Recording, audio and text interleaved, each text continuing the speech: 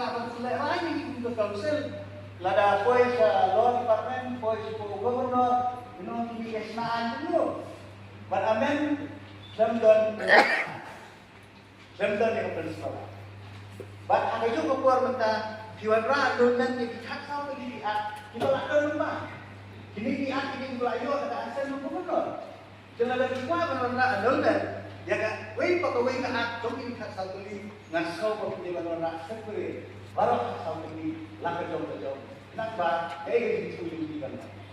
Dari benar-benar tang tuli ngaso nakanyang cuma ngaso kadang gile kebangam nak.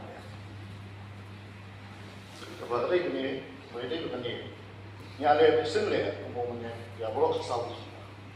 The Free Principal Act, kemudian prosedur nak pakai. Kini di Principal Act. Dah bagi orang amendment ni orang pesen sah boleh kesal tu. Beri orang boleh. Lepas ada yang kan ni kamu orang tinggal saya kali sering sebut.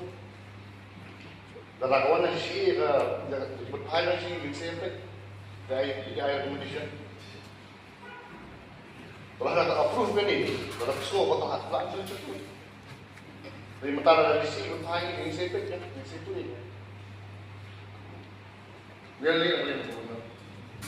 Akan sulit Mr. Doktor berkongi berarti sebut. Kalau mentara nak stage kalau boleh tuju. Kalau ini pas.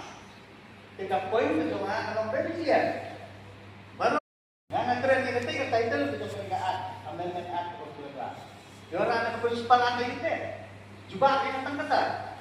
Nampak in IDPS kan apa? Lalu coba. Kan singkali kita coba kalau kan amendment provision of the act PI nak principal act itu betul. 4 Judan act hari kapan bentuk yang ini khas sama ini. The Principal Act kemudian jadi ini schedule 1. Terus ada mulai.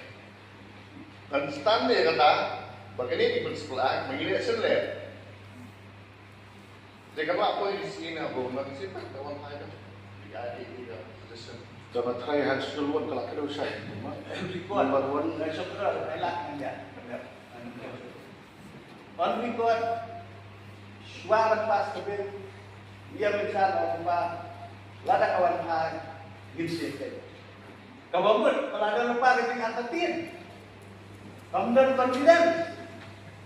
Maka tidak akan pas maka misi itu dan keluar siapa gubernur di open ban tak kawan kai ini siapa masuk kalau tu beli keren kamkai kan apa usul